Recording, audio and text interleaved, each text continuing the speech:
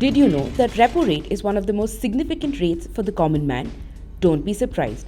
Everything from interest rates you pay on your loans to the returns your bank gives you on deposits is influenced by this key rate set by the RBI. So what is repo rate? Repo rate or repurchase rate is the key monetary policy rate of interest at which the Reserve Bank of India lends short-term money to banks. The aim is to control credit availability, inflation and economic growth. Repo rate is actually the primary tool in the RBI's monetary and credit policy. Typically, when the central bank raises the repo rate, the cost of borrowing funds goes up for banks, which in turn leads to banks hiking the interest rate it charges its customers. Similarly, when RBI cuts the repo rate, banks can borrow funds at lower rates and in turn reduce interest rates charged on your loans, which is why interest rates on home loans, car loans and other kinds of borrowings go up and down based on the direction of repo rate change.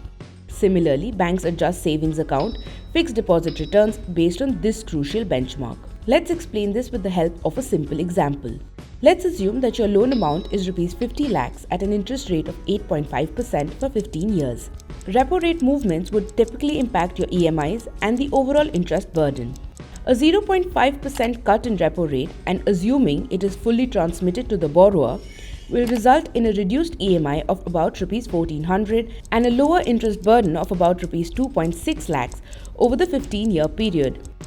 For an increase of repo rate by an equal margin, i.e. of 50 basis points, the EMI and the interest burden will approximately increase by Rs 1400 and Rs 2.6 lakhs respectively. So the next time when RBI cuts the repo rate, you as a borrower stand to gain in terms of lower EMIs, while any repo rate increase will increase your monthly installments on the loan. Different types of lending and borrowing under repo rate. Overnight repo. A repo transaction for a day is known as an overnight repo. In such an agreement, banks sell securities to the RBI for money and repurchases those the following day, thus returning the money to the central bank. Term repo includes a time period of more than 1 day.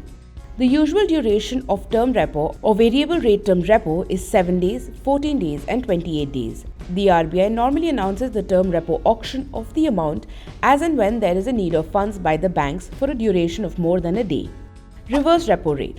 Reverse repo rate is the opposite of repo rate. The RBI borrows money at this rate from the banks for a short term. In other words, the banks park their excess funds with the central bank at this rate, often for 1 day. The banks earn an interest rate on government securities purchased from the RBI for the given period.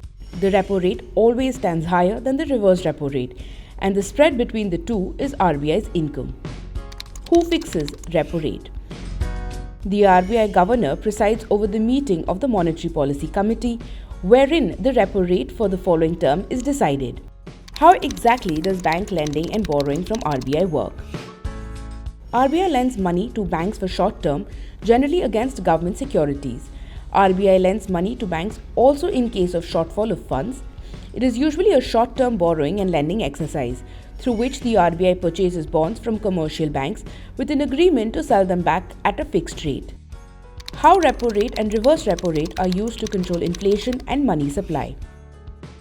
Since one of the primary goals of adjusting repo rate is to control inflation in an ideal preset range, the central bank's decision also indirectly impacts mehengai or the cost of day-to-day items. When the RBI keeps repo rate high, banks tend to borrow less money from the central bank due to the high cost of funds. Notably, the reverse repo rate is also high in tandem with the repo rate. This incentivizes banks to keep more of their money with the RBI due to higher income on it. Conversely, when the RBI keeps repo rate low, banks can borrow more money from it at low cost. In the same vein, the reverse repo rate is also low in line with the repo rate. Thus, the banks are inclined to put less money into the central bank, as it would fetch lower returns. The less availability of loans due to the high costs of borrowing restricts money supply for furthering economic activity. This comes in handy when the inflation is high by RBI's target standards. Often, this comes at the cost of some economic growth. On the other hand, when the inflation is well under control and economic growth is cooling off a bit too much, RBI may want to cut repo rate and reverse repo rate to increase the credit availability and reduce the cost of borrowing, leaving more money in the hands of entrepreneurs and businesses to fuel economic activity.